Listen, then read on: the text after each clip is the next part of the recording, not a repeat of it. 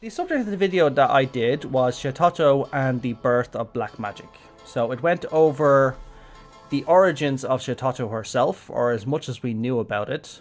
Also some of the origins of the black mage itself. So this is the setting for a lot of the later black mage quests that we get involved in, particularly the ones regarding Shitoto, but also some of the other ones before that. So it all revolves around the Nal statue here and the urn slash goblet. I mean, they call it a goblet. It doesn't look like a goblet to me. It's more like an urn, because I think a goblet is supposed to have a base, and this doesn't have a base. The point of it is, this is the very same goblet slash urn that Shitoto's memories were stored in. And the idea of memory storage has come up a lot recently in the main story and in the side story. It's actually quite fitting that I'm actually covering this video today, given all we've actually looked into in Pandaemonium. So it just goes to show that the ability to store one's memories for the future comes in a lot of different methods and a lot of shapes and forms. Shitoto, I'm not sure if she actually did it herself, or if she based it on the works of previous mages. I'm going to assume it's the latter. I'm assuming she found some information regarding how to store your memories, and it was done that way. Probably a leftover of the Allegan Empire. The video itself, I plan to actually do, like, if some people remember, I did the class lore series a couple of years ago, where I went over all the classes of FF14, their origins, and a few bits of lore about them, a few interesting bits and bobs. I plan to do that with the jobs, but then I decided, you know what, I'm not going to do that. I'm going to take a little spin and do it a little differently. So I'm focusing primarily on the origins of the jobs. Right now I'm focusing on very specific jobs right now. So I've already covered Shitoto and black magic. I plan to do the others coming forward. So the likes of white magic, fairy magic, red magic, or is it called red magic? Yeah, it's called red magic, I think. The black mage, it has always been a favorite of mine when it comes to lore. It's always been one of the more fleshed out when it comes to lore as well. Like, the other jobs all get their proper lore in place, but the black mage to me just feels more full. Primarily because we met Shitoto, the author and the creator of the art itself. So that just made the art just feel more grounded to me. They have to maintain a subtle balance as well. Black mages are constantly living on the edge. They're depleting their own aether and absorbing new aether from the environment, but they have to do it very carefully, because one misstep, they could actually knock themselves out by not casting a spell correctly. And thaumaturges actually have to do the same thing, because thaumaturges are using their own aether and then replenishing it in the same way. There's not much of a risk to them because their spells are not nearly as potent as that of a black mage. So black mages and lore need to be very careful when casting a spell like Flare, because if they do it wrong and they deplete their own aether to a point where they pass out, they could easily kill themselves in the process. There's many magical arts in FF14 that if you use them incorrectly, they'll easily kill you. It just adds to the appeal of black mage to me. The fact that they live on a knife's edge constantly is something interesting. The other thaumaturges that were burning themselves out in the job quests confused me. The other thaumaturges that burned... I'm assuming you're talking about the brothers. They were tiring themselves out when they were fighting a void send. I do recall that quest. It's been a long time since I've seen that quest. But yeah, that's partly the same thing. Thaumaturges, they're not as big of a risk, but they also do live upon the same lines. So they are at risk to themselves if they do it incorrectly constantly, but not as much as a black mage. But it's also one of the reasons that the art is fully forbidden, even today. If you recall from the black mage quests, the last one, where Lalai got permission to store knowledge about the black mage within the archives, within the Thaumaturges Guild,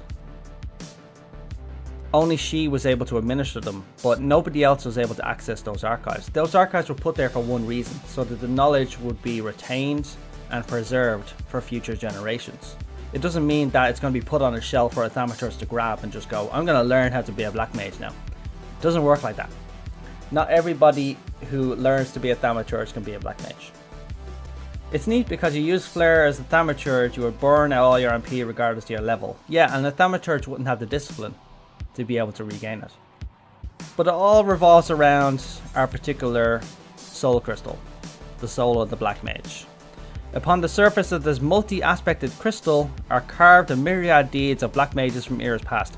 This description doesn't change depending on the crystal. Like, the one that does change is the Machinist one because it's brand new. But I don't think they're actually carved on the top of it because it is a tiny crystal. Unless they're looking at a microscopic level with actual writing on it. I think it's actually, what they're meaning is, it's carved into its aether, because these crystals still contain a lot of aether. So, merely picking it up, you'll just go, oh my god, this thing is like brimming with energy. But I think the deeds and skills of black mages past are just, they're carved into the aether of the actual crystal itself. It's memory. So these are still memory stores. It's all stored within the crystal. And they unlock themselves as the black mage actually gains in power. Unlike other soul crystals, the surface's multi-aspected stone has yet to be carved with the record of past deeds. So our crystal is brand new, and the Machinist one is the same. But they still say surface. I don't think it's the surface. I mean, it'll probably have scratches and nicks as it's used, but I think it's all to do with the aether. I just realized, in the Arxarch's time, the Warrior of Light soul crystals must have helped so many in the aftermath. That's a good point if you think about it. Like, what would have happened to our crystals when we died? We're gonna assume we would have died during the during Black Rose. But what would have happened to us? Would we be given a hero's burial? Would it be it's entirely possible we would have been entombed somewhere. But it's also entirely possible we were just giving a roadside burial because it was utter chaos at that time.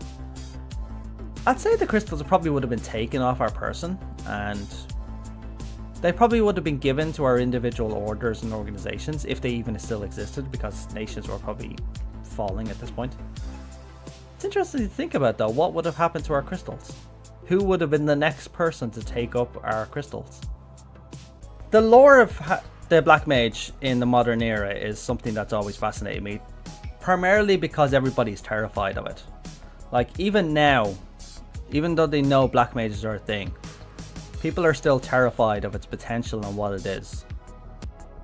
I always just find it amusing that people are just, they stigmatize it because it's black magic. I mean, but that's the thing I love about FF14. Like, there's black magic, and then there's this polar opposite, which is white magic. But one is neither good nor evil. White magic was used for destructive means just as much as black magic was. So that's what I love about this game. It's never black and white. White magic, black magic, they were used for destruction as much as salvation. Both arts were. And the white mage that we have, to be honest, the one that we use right now, is a shadow of what white mage is in actual lore. It was an art of defense and destruction in lore. That's how Andapur used it. Black mage is one of the jobs that's illegal inside city states. Technically, according to lore, yes, because the Thaumaturge's Guild refuses to teach the art, and the art is forbidden. Nobody's allowed to take the book off the shelf. Nobody's allowed to learn how to be a black mage, because people consider black mages to be dangerous, primarily because of all the black mages that followed after Shototo created the art and after she passed away. So black magic started off as an art of salvation for Mach, because Shototo created it. She wanted to create a spell, all-powerful spell, so she created Flare, and she used Flare to redirect the comet. But then Mach quickly saw that, alright, this is an amazing art, and it did something of that potential. We're going to use it on the battlefield, and that's how Mach was able to achieve great heights, because they had the black mage in their arsenal. They trained constant mages in black magic. But after Shototo passed away, even though they still used the school of black magic, they weren't satisfied. So they started branching out into other arts, and that's how void magic was created. So they utilize, it's an offshoot of black magic, the ability of summoning a void scent or a dark creature from another dimension, bringing it to your dimension, enslaving it, and using it for your own ends. That's how Mach fought its war with Andapur and against Nim. In the War of the Magi, the Void Mage led the charge in terms of the destructive. The Black Mages made up a lot of their arsenal, sure, but it's the Void Mages that garnered the bad reputation that Black Mages are known for now. Yeah, the Black Mage is collateral damage of the Void Mage. Like, the Black Mage is stigmatized for a lot of things that were actually Void Mage's fault. Like, if you watch the entire cutscenes with Shitato and all of her dialogue, she is a person who, or her memories are grounded before Void Mages were even a thing. So she didn't even know what Void Mages were. So Void Mages were after her. She was long dead by the time Void Magic was created. So it had nothing to do with her. She is a pure Black Mage in the purest sense. Which is why it was good that we learned from her, because we're learning the proper arts. I mean, sure, the Black Mages that came after her did elevate the art. They evolved it. They added new spells to the repertoire. Brilliant. But at the same time, the Nation of Mach just ruined the Black Mage's image with void magic. And that's why it's forbidden today, because Black Mages were the ones that had to use the void magic back in the day. I mean, we do know about the Void Mages, but the Void Mages were essentially Black Mages with these extra arts. That's why Black Magic is forbidden today in Ul'dah and all the other nations. Everybody is softened to Black Magic at this point. Like, people still regard arts that are dangerous as being inherently evil. See, that's the thing about the game. That's the thing I've always noticed about FF14. The storytellers, the developers, they give us a narrative of nothing's ever black and white. Nothing's ever you're good, you're evil. But the NPCs and the characters within the story act like that's the norm. So they believe in good and evil, black magic evil, we don't want, white magic good. Which has always confused me. Because they're trying to push a narrative of the opposite, but the characters are actually speaking the way people speak in our world. Like, people will hear the word witchcraft or Wicca and just go evil, evil, evil, despite the fact that it has genuine roots in history. Honestly, the fact that it's 100% our own design, that Machinist does all those acrobatics, is part of why it's one of my favorites. That's a good point as well. Like, Machinist is brilliant because it showed us the birth of an actual job art. A conventional way, but also unconventional. Like, we were surprised that people hadn't thought of it sooner. I mean, it was directly inspired by Magitech in order to create a magical art that even somebody with a very low etheric level can wield it, because it's constantly absorbing aether and it's transferring it into electrical charges which create the ammunition or coat the ammunition. So Machinist is a very unique one. The fact that we're just developing those arts from the beginning. So somebody just created this crystal and they're just going, alright, we're not just shooting a gun here, we're doing this, we're spinning around, we're jumping around.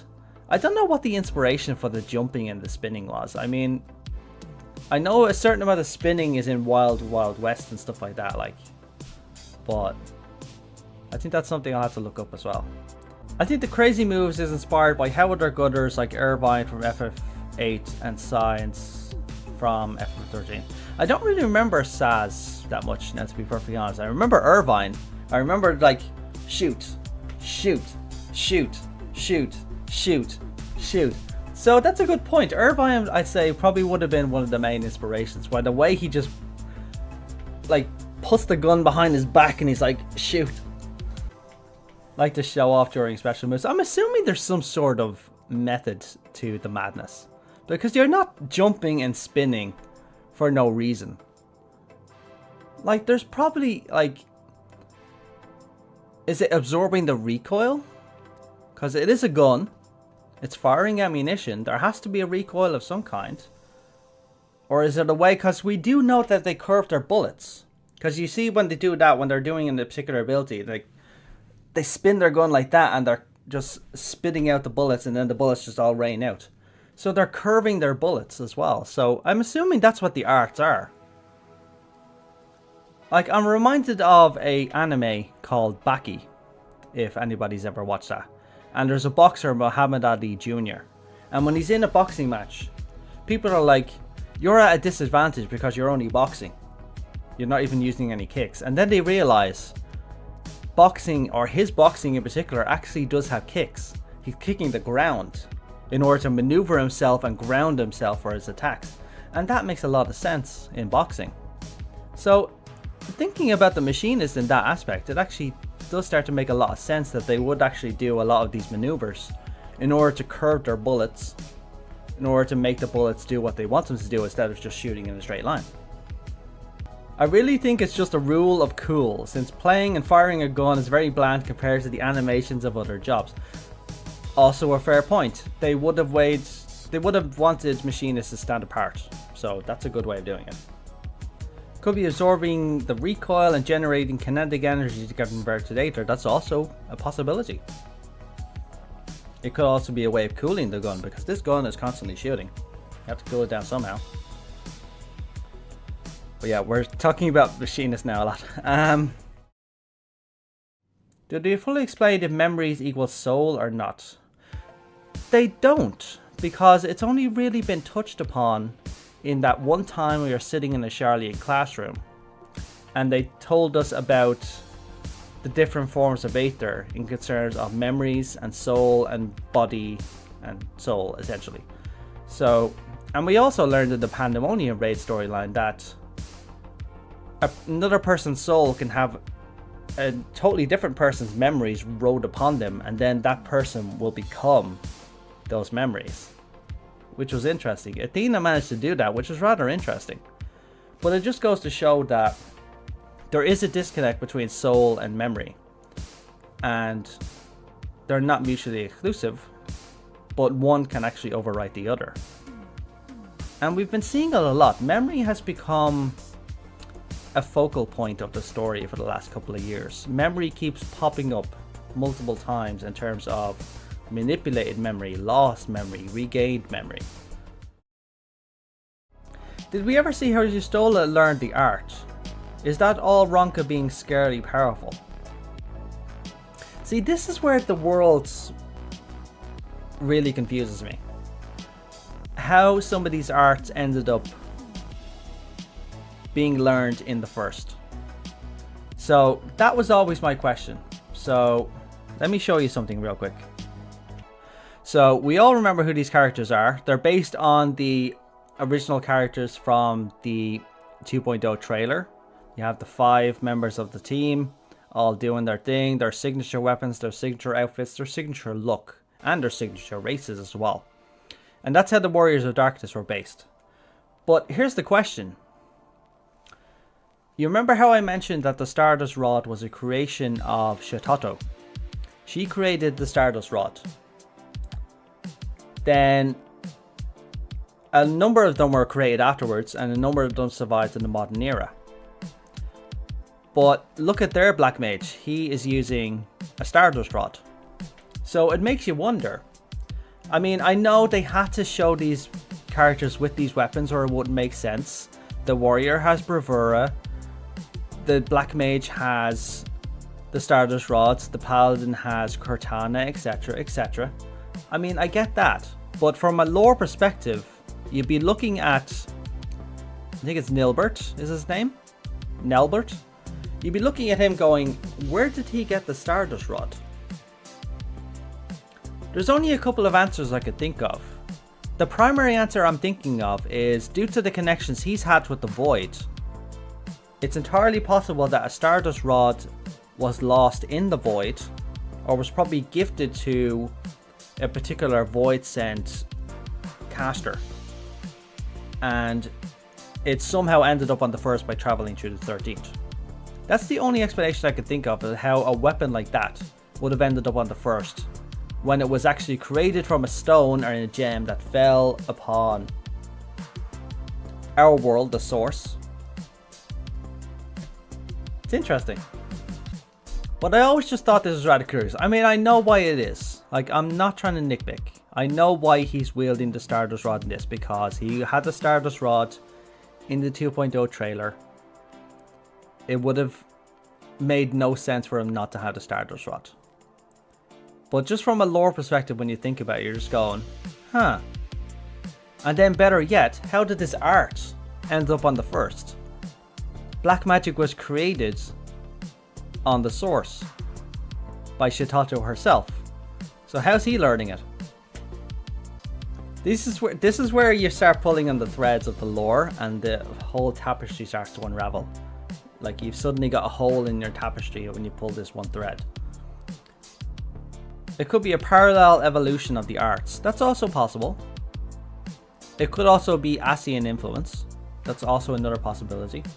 Although they wouldn't have really tried to spur on the development of resistance unless it actually met their plans, which it did on some of the reflections. That's a good question. Is Nilebert considered a black mage or a void mage?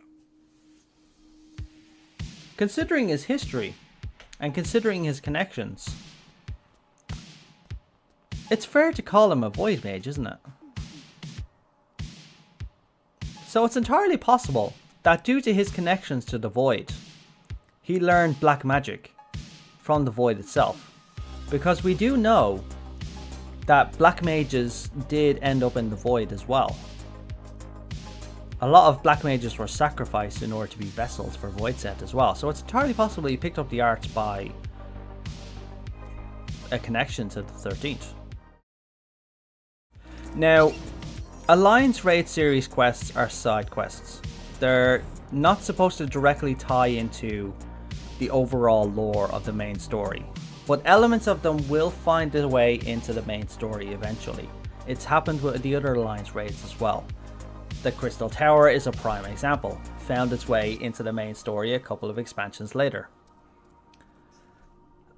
But the Pandaemonium raid series was leading up to something. We didn't realize what it was, but now that we have it, it was a brilliant ending. I really enjoyed the storyline. The fights were amazing. But it also left me scratching my head going, what the hell just happened? Now, I'm saying this for a number of reasons. So let me talk to Claudine first. So, with both the Ethereal Sea and the Heart of Sabri to keep my mind occupied, I feel I should never again lack fascinating discoveries to motivate my work. But yeah, if you've already done this storyline, you know that the Heart of Sabik returned into the main... Well, it jumped from the main story into the side story. And we learned a lot more lore about it, which I was really happy about. But we also learned a few things about it. At the end of the Pandaemonium storyline,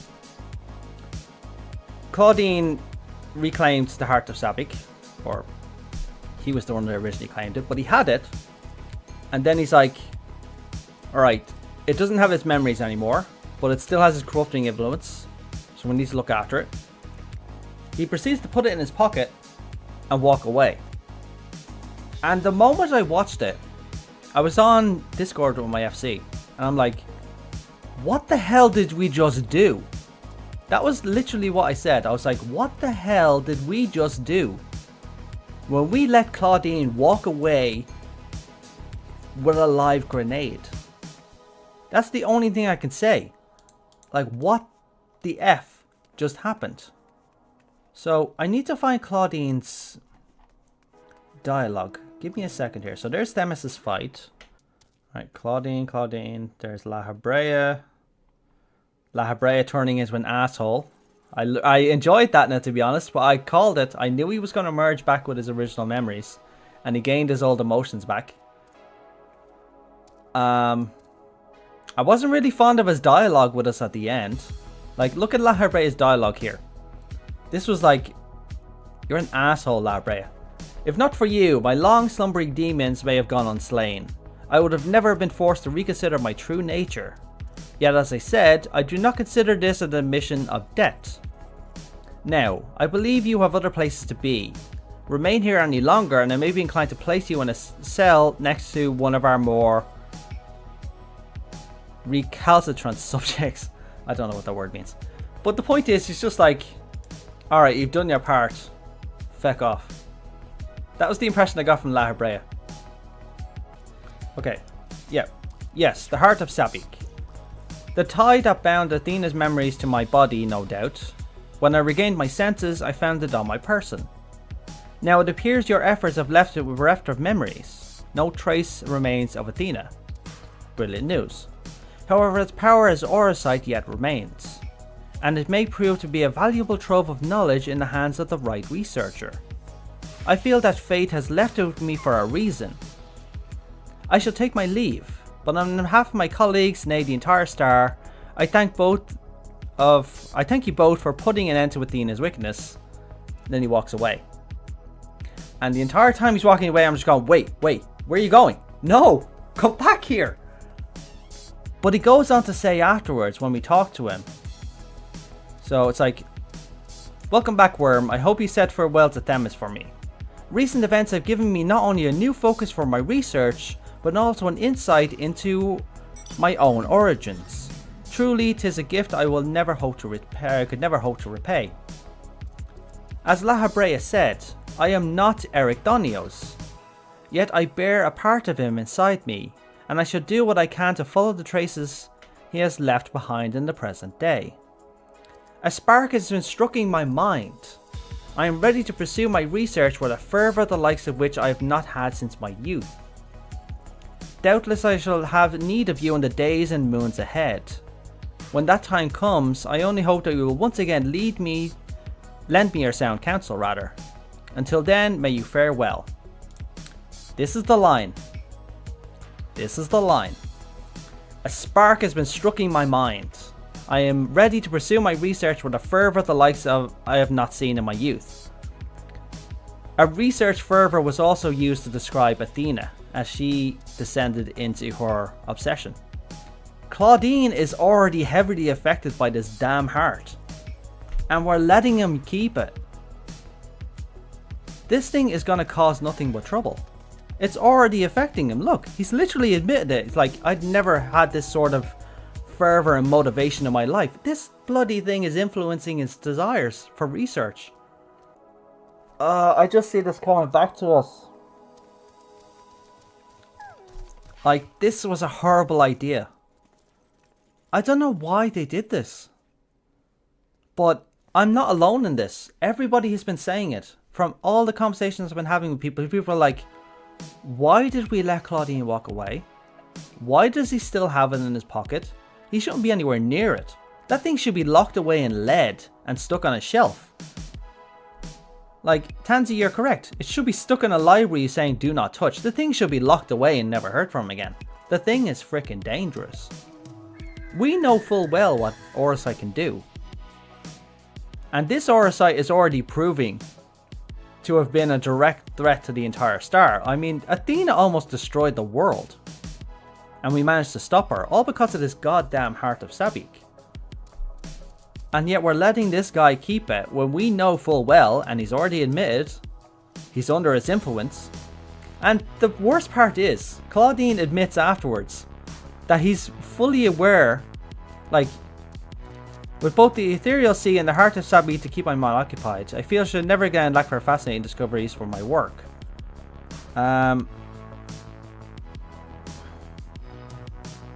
Yeah, his researchers and his friends like Nevgigi and Rusinov admit that this thing still has a corrupting influence, yet they feel that they're up to the task. These guys are playing with a nuclear weapon and are using a toy tool set to try and take it apart. This thing is going to blow up in their face, I can guarantee you. Whatever reason they did this, it's not going to end well, I guarantee you. This thing's going to end in a very bad way. But yeah, I'm still just, I can't get over this guy. I mean, I just can't help but think, in his goddamn fanny pouch, back here, the heart of Sabik is right here, corrupting this poor guy. Yeah, so when you're fighting in the Ninth Circle, you have the Mage's Lament, the Martialist Lament, and the Beast Lament. And I haven't done Savage, so I don't know if there's another one actually there. But the fact that this creature was absorbing the souls of so many beings within the Ethereal Sea, and then utilizing their abilities directly. The only one I can definitely identify is the Beast Lament. That's the soul of a behemoth, because it uses a behemoth's abilities. And we do know that a behemoth does go gra and gur. But I found that to be fascinating. The fact that this creature absorbed the souls of others and took on their personality traits directly in order to utilize their own abilities as well. That further ties memory and soul together. I mean, I hope they were okay afterwards. We saw all the souls spill out. He absorbed a lot of souls. But I'm assuming only certain souls suited his purpose in terms of the arts that they used. The Mage is an interesting one. I couldn't figure out, like, I was first thinking, because I'd only made the Shitato video, I was like, that couldn't be Shitato, could it? And she's like, death brings me no peace, such as my fate. My strength is without equal. Flames take you.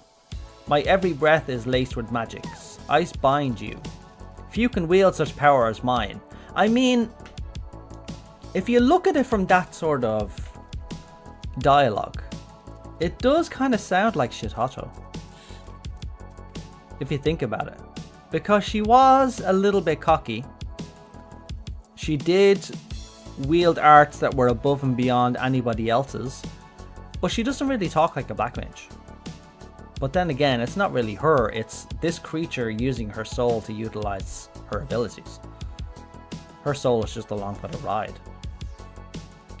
But I always found it interesting. I'd be interested to learn who this is. The Martialist is... I couldn't really pin down exactly what the Martialist is. Always more killing to be done, and I'm always happy to oblige. Make it fun for me, eh? The first drops are always the sweetest. The first drops are always the sweetest. That's an interesting line, isn't it? The Mage comes back. It's like he's booting up different personalities. Disturbed once again, crumble and die. Entertain me, my darlings. Could that be Cagnazzo, the Martialist? Always more killing to be done, and I'm happy to oblige. Make it fun for me, eh? The first drops are always the sweetest. I mean, it could be him. He was a battle junkie. Have you googled the name of the boss? It leads to an interesting Wikipedia. I haven't actually. What is the boss's name? Yeah, Cocytus. Okay. It's the river of wailing in the underworld of Greek mythology. Cocytus flows into the river Archeron, and the other side is the Hades, the Ultraworld. So yeah, the river Styx contained souls, if I recall from my mythology. So it was constantly swimming with souls, hence his name. So that would make sense from that perspective. If mankind's first hero is the original warrior of light, as referred in Shadowbringers, then does that imply that Azem looks like the original warrior of light? Not necessarily. Although, I mean, granted, from a gameplay perspective, the races change, but from a lore perspective, it seems to be the races are a constant. So it's entirely possible that the look of the Warrior of Darkness is based upon the look of the original Azem, because we know Erichthonios' incarnation looked... Claudine looks very similar to Erichthonios. It's entirely possible that the Warrior of Light that we saw Elizabeth turn into was actually what Azem looked like. It is an interesting thing to think about. That is an interesting theory. So, I like that idea. We haven't seen the Azem shard from the 13th. Might be Zero or someone else. It's a good point. It's fair. We do know a lot of warriors who fought for the light did fight and die. So it's entirely possible that Azem's shard from the 13th was slain. So there's that. It also could have been corrupted. I mean, just because we're Azem's shard, we're not above corruption, so we can turn evil. So I just thought the Warrior of Light boss was Themis as his ancient self. Although now that we've seen Themis as his ancient self, it doesn't really look like him. And we have seen what Themis turns into in terms of his elevated form, now that the new Pandaemonium ring came out.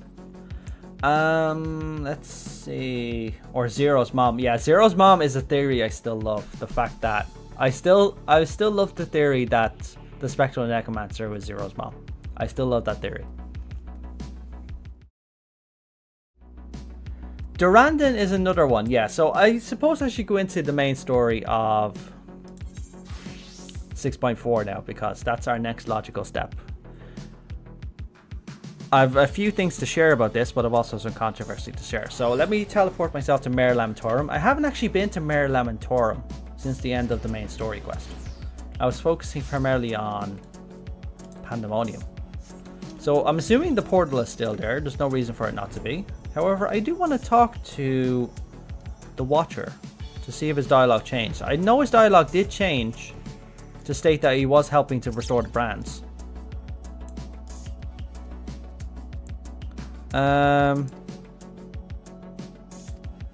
No, his dialogue was reset again. Okay, so during the quest when we were restoring the brands, his dialogue did change. And he was saying that my assistance is mainly helping you restore the brands. Afterwards, I will watch, which is what I've always done. But now his dialogue is reset to pre 6.4, which is the standard dialogue, which is interesting. Well, that's where we were for the original quest. There's the portal. So the portal's static now. It's open, and it's going to remain open. It's not in the middle. It's also not in the middle. That's interesting. I thought it was in the middle, but then again, it would have disrupted this lovely piece of art. So that makes sense. I'm assuming I can fly into this, can I? No, I can't. Okay. But yeah, my point is, in regards to Zeromus's rise, so I really wanted to discuss this as well in terms of his storyline and what we can expect. So when we saw Zeromus rise, and then Zero went on the attack just to go try and turn him into a crystal, as we noted, the attacks just bounced off him. But at the same time, the crystal that she picked up from the gravesite fell out of her pocket and fell into Zeromus. So Zeromus absorbed that. But that's what's going to be our saving grace, more than likely. The fact that the original Golbez's soul has been absorbed by Zeromus. It's likely going to have some sort of influence on what Zeromus is going to act like. But I think the fact that we actually learned that Golbez is not actually Golbez at all, Golbez is actually Durandon, was something very interesting. But I quickly want to go over Zeromus's lore real quick. Okay, so Zeromus appears from within the core of the Red Moon, which is exactly what our Zeromus did, and the moon on the 13th is red. After Fusosa and Golbez killed Zemus, Zeromus materializes out of his corpse and attacks them, wounding Cecil and his allies. Golbez and Fusoa cast a legendary meteor, but Zeromus is incorporeal and their attacks do nothing. Now the change for us is Zero went on the attack to try and end this, but our attacks didn't do anything. Golbez attempts to use a crystal to render Zeromus vulnerable, but as Golbez is tainted in darkness, him using the crystal is pointless. Now this doesn't happen to us, there is naturally some changes. Zeromus casts his own meteor, knocking down Fusoa, Golbez and the party, driving them all to 1 HP. With seemingly no one left to stand against Zeromus, Palam and Porum on Earth sense Cecil is in danger. The Elder of Mysidia leads Cecil's allies in prayer to send strength to them, giving him and his allies the power to stand again. This is the interesting dialogue for me. So, Palam and Porum are two important characters in the story. But I can't help but think that Palom and Porum sending their energy to our party in order to beat Zeromus and overcome its defenses makes me think that, well, we already know that we're going to be going to the first again in order to wield the power of light against the shield of darkness. So the sword of light to come down on the shield of darkness. So we're going back to the first, which is brilliant because we are wanting them to go back to the first with this main story, because Unakalhai and, let me see, where is it? Yeah, Unakalhai and Tainor have been sitting on the sidelines for too long. These are two individuals who have the ability to open void gates on their own accord. So it's entirely possible. What I think is going to happen is we're going to go back to the first. We're going to explain the situation to them. Zeromus has risen. We need the power of light from the first in order to overcome his defenses. So what I could see happening is Tainor and Unakalhai will open a void gate on the first and start channeling the power of the first directly into the void, like a giant beam. They're opening a gate and shooting a beam through it, which hits Zeromus and takes down his defenses, giving us time in order to defeat Zeromus. That's what I think is going to happen.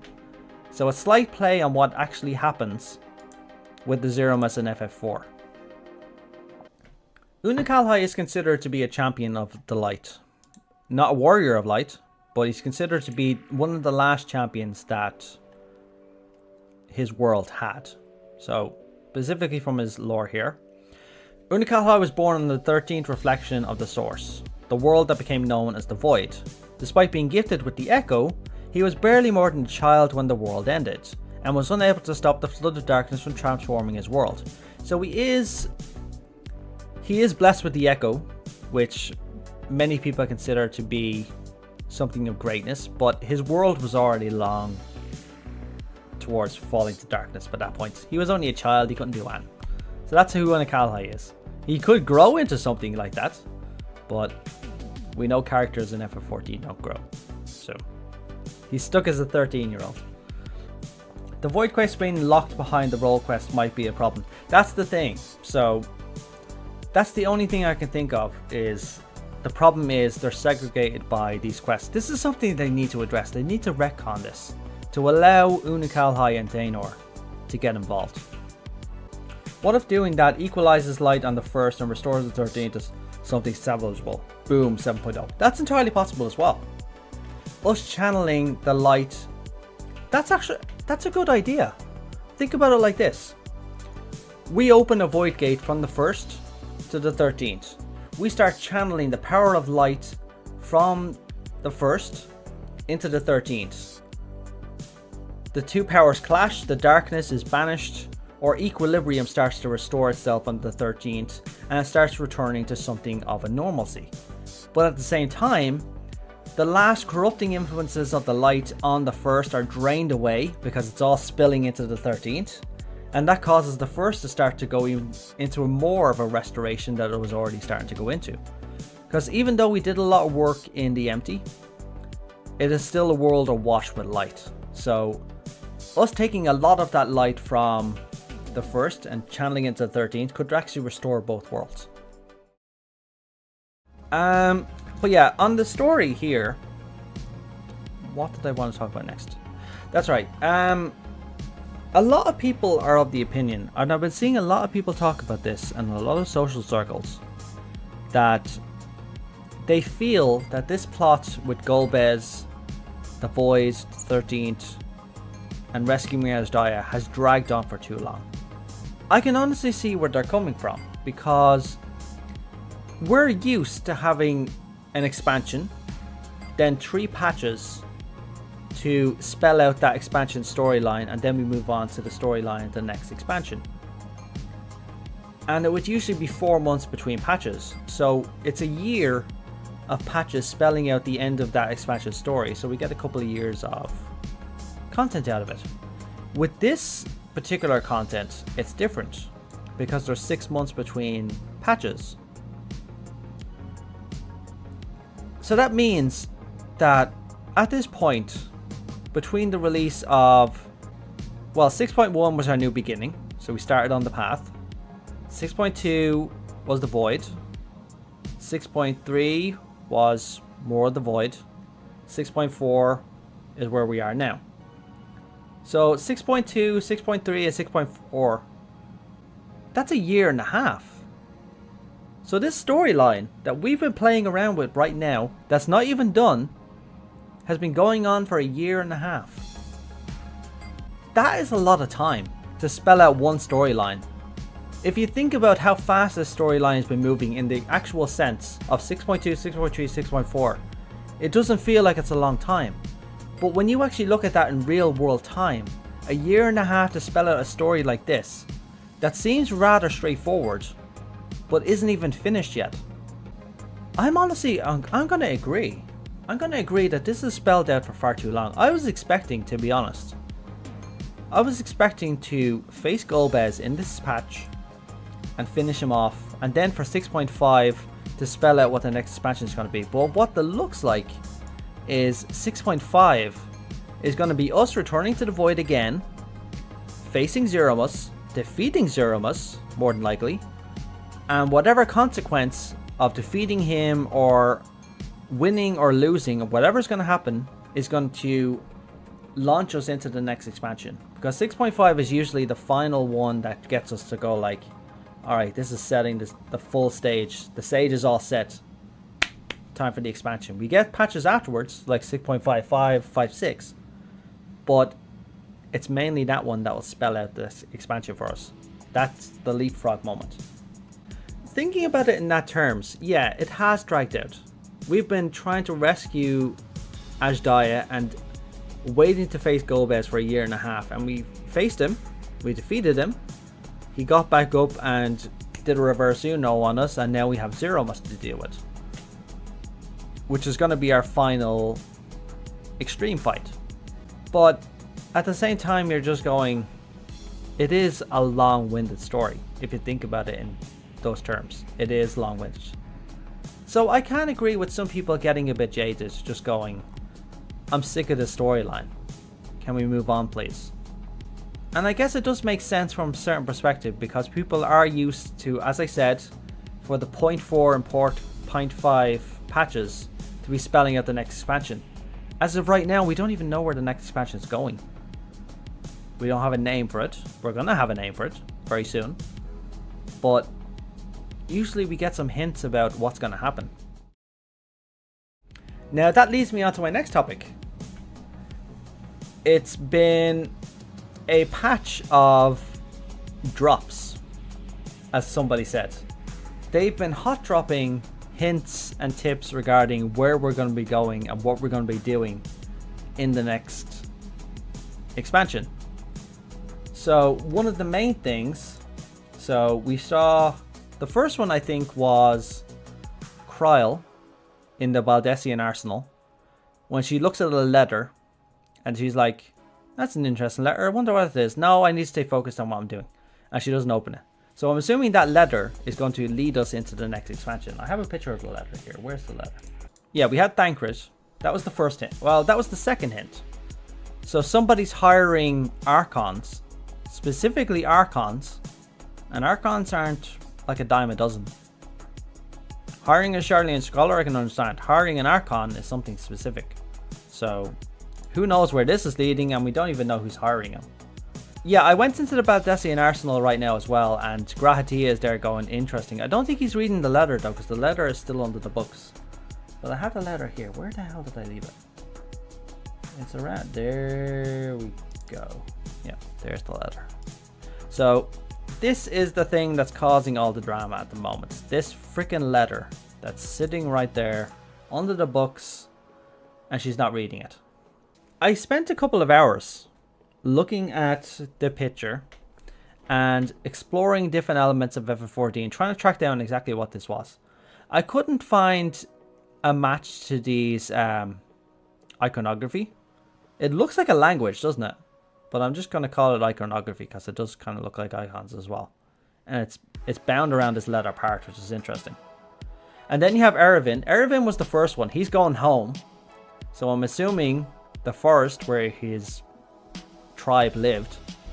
So that might be one of the next places we're going. You're betting that Erenville will be promoted to a main character in the next expansion. That would be interesting, wouldn't it? If he was promoted like that. But I think Kryl is going to be promoted in some way as well, I hope. Well, she is a main character. But I want her to take more of a stand, which I think she's going to. But yeah, I looked everywhere to see if there was any mention of this or any reference to this. So I looked at Mericidia, nothing, the symbols were different. New World, we all know almost nothing about. I looked at all the Mamulja, couldn't find a reference to them either. So this thing is very mysterious. I don't know where this thing came from. Alright, Wyvern, I want to have a look at this with you because I went into the arsenal last night and only Graha was there standing by the table going, interesting. So I didn't see Kryl. Unless she's walking around here, is she? Unless she ends up popping in. There's so many places in lore that we can't see. Kryl's back. Okay, so the last time I was here, Graha was here. She's like, what do we have here? Yeah, the letter's still there. But she's like, what do we have here? What do you have here, my dear? Wait, can we read that? Wait, what did he say? Wait, damn it. What did he say? He didn't say anything, or I was too far away to hear him. But yeah, I want to read this. Because if I can get close enough to this, it's almost legible. Will you... Oh, I hate words in language. It's just so hard to read. Yeah, I have event text open, but when you have dialogue like this, is only appearing as chat bubbles. It doesn't appear in the event text. Can I at least see who signed it? Oh, it's so illegible. Excuse me, my dear. Am I standing on her head? Jesus. Ah! Dang it.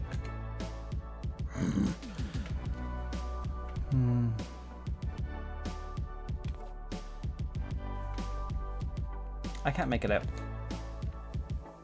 I was also looking at this. So I caught myself glancing at the map and looking at the different locations. So you have a note around here.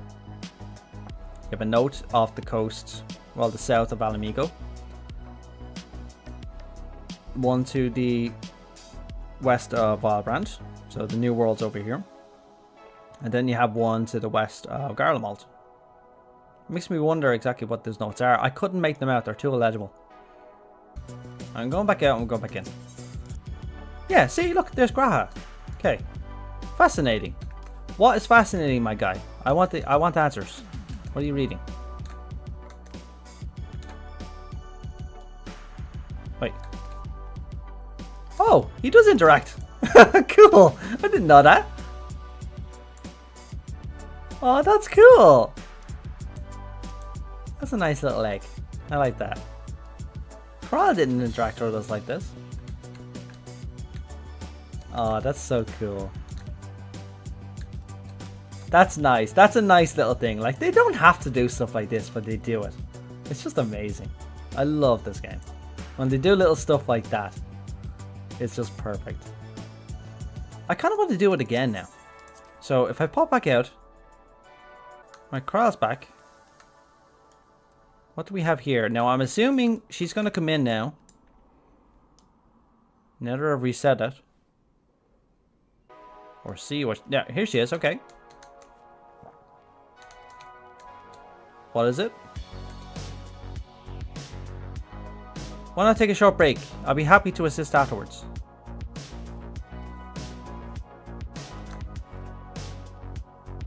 Just a little bit longer. Come on, look at the letter. I'm so frustrated. I want to know what it is. But yeah, this and a number of other hints have been dropping in this patch. Nobody's made heads or tails about exactly what they are. They've been far too cryptic, far too generic to tell us exactly what it is and where we're going. but for some reason I have a feeling it's on the wall. I need to find an older picture of this, because I know this thing had stickers on it, or it had paper stuck to it anyway. Always has. But I'm curious if this image has actually changed. Alright, so if we look at the game map, first one is here, on the coast. Or near the coast, rather. Yeah, I hate these clouds as well. I'm sick of these clouds. We need an updated map for 7.0. If we don't get an updated map, I'm going to lose my shit. Because I'm sick of these clouds. Everybody around me is sick of these clouds. Like, who's this guy? I want to know who he is. I want to know what these floating islands are. I want to know what's in here. I want to know what the landmass actually looks like. We can't. I'm done. I'd rant about that all day if I could. So the first one's over here. So we have a... I'm assuming that's supposed to be a Guardian airship on the map. But there is islands here, so there's not really much to say. There's freaking cloud cover over it. So that's fine. The next one is off the coast, the southern coast of Alamigo. These islands are largely unexplored, and this portion of the map is largely unexplored as well. So that portion of the map, if you look here, so Pagalthan is the place we've seen, only in a dungeon, but we haven't seen this section of the map, and we haven't seen these islands. So these could be potentially places we could be going. They are on the list. I didn't add them to my video when I did the list, but these are also places that we could be going. They could mean something. I'll need to do some research on them though. If you're ever wondering where Mach was located, it's right around here. That's where Mach was. Very close to Limsa. Which is why Nim was usually their first target. Okay, what's the other place? So we have one just off the western coast of Vylbrand, and then you have one south of Dalmasca, which is not Naxia. Well, let's have a look at that one first. So we do know that Gangos is down here, but the map is specifically stating somewhere around here,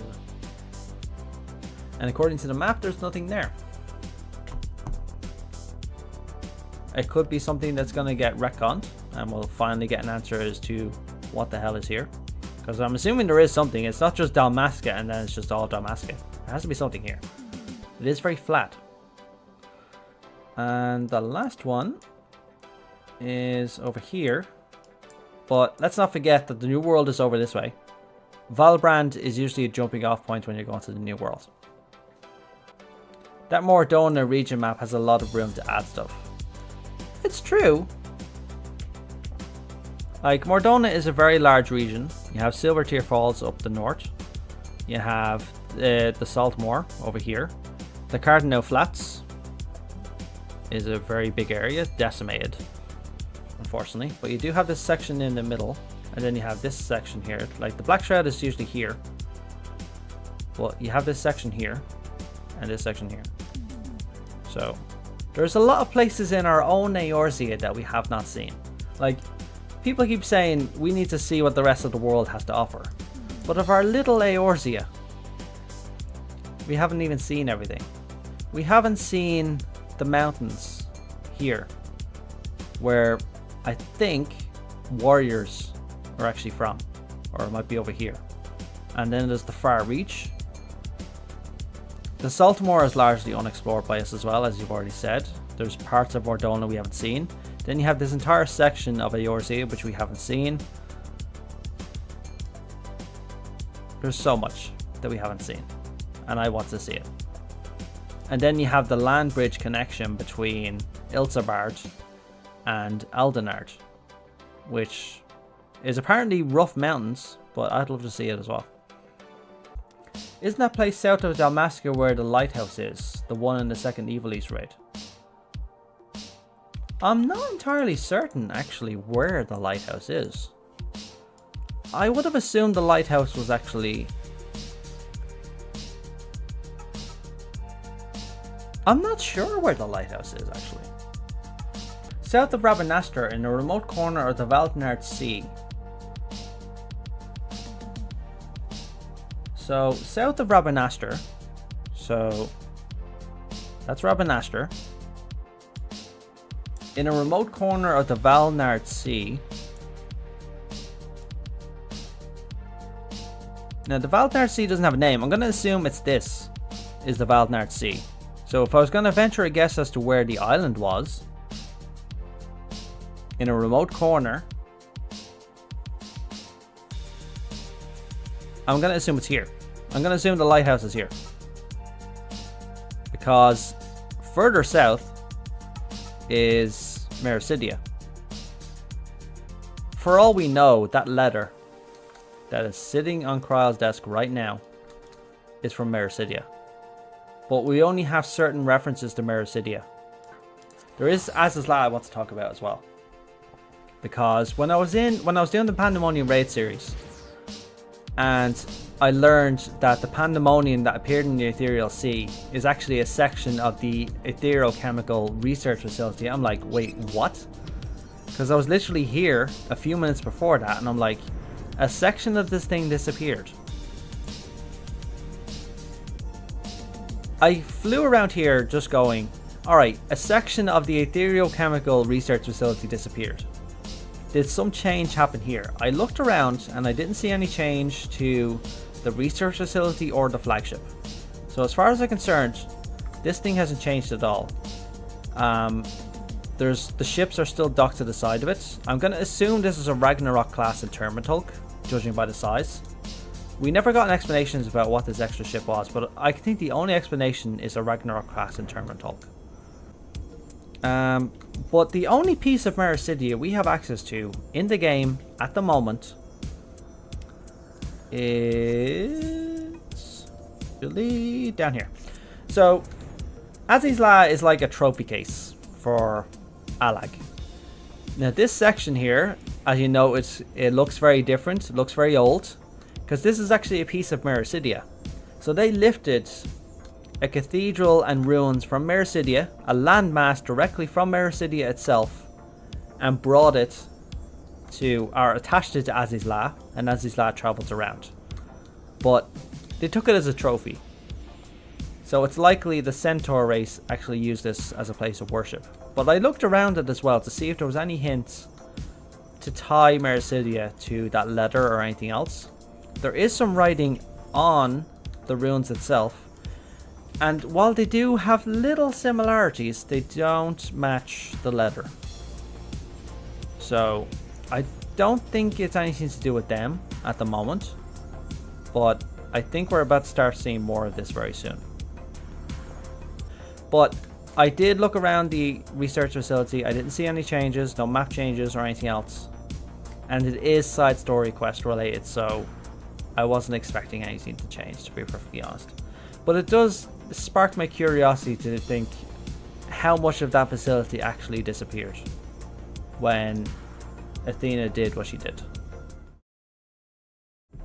As most of you know with the patch notes, one of the primary changes to most of the jobs in FF14 was the range of their abilities, particularly the buffs. So like the stances, player buffs and stuff like that. Their YAM range was doubled from 15 to 30. That range of 30 gives them a very broad scope over the entire arena. And as we noted from the new Pandaemonium raid series, the arena's actually got a certain overhaul. So for example, I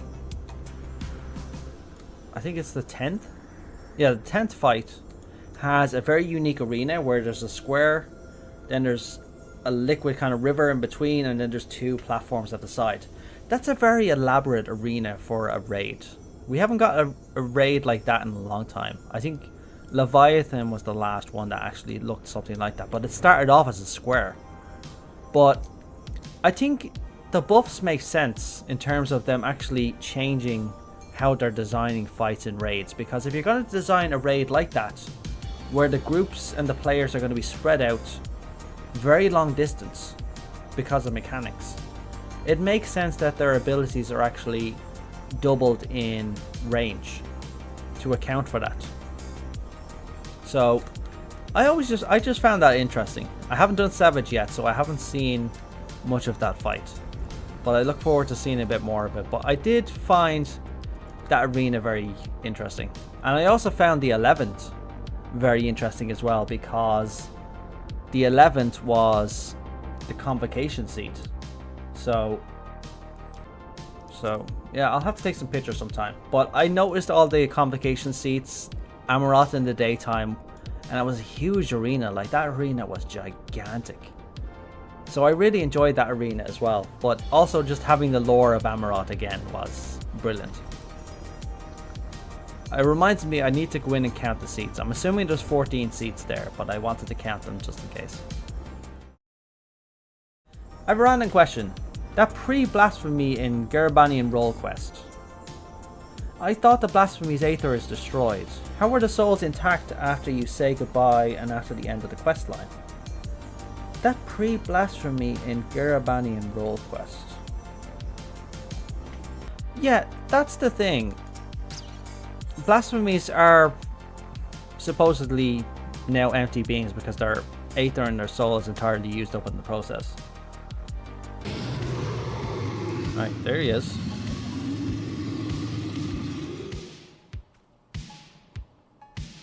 Coward. Coward. Better dead, better forgotten. I like Fort Dole's character now. Oh no, yeah. I remember this part now. If I recall, the Blasphemy was able to say goodbye. So it might have been the last strikes of their soul before their soul dissipated. I'm assuming their soul would go into oblivion afterwards because of what a Blasphemy is.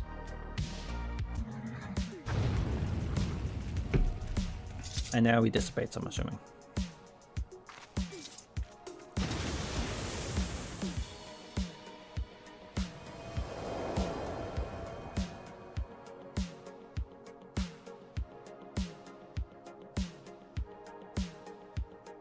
Okay.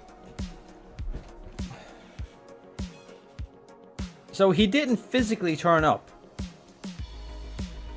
I think this is like some sort of echo experience.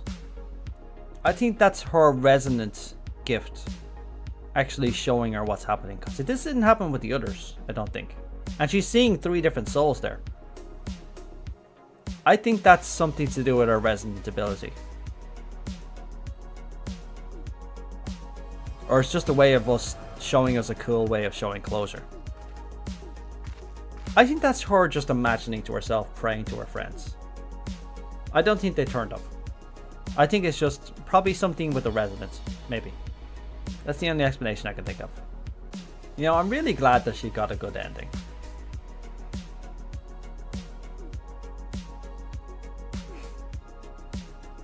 I want to see her again.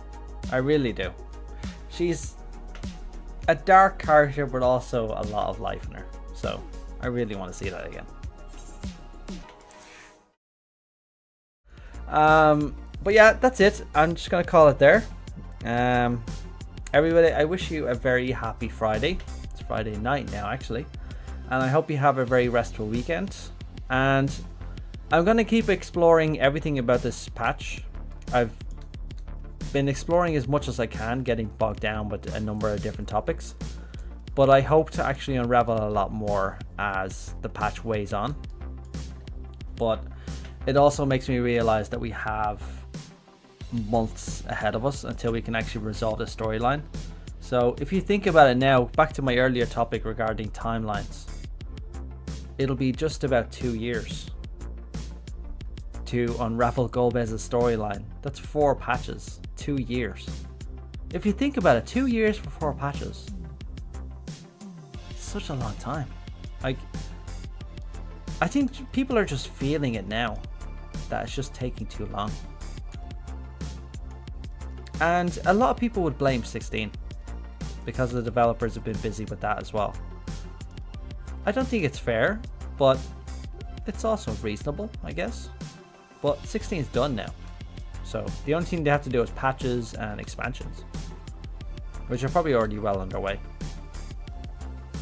So we'll see. But anyway, everybody, thank you very much, and I wish you a very good night, and yeah, enjoy everything else that this patch has to offer.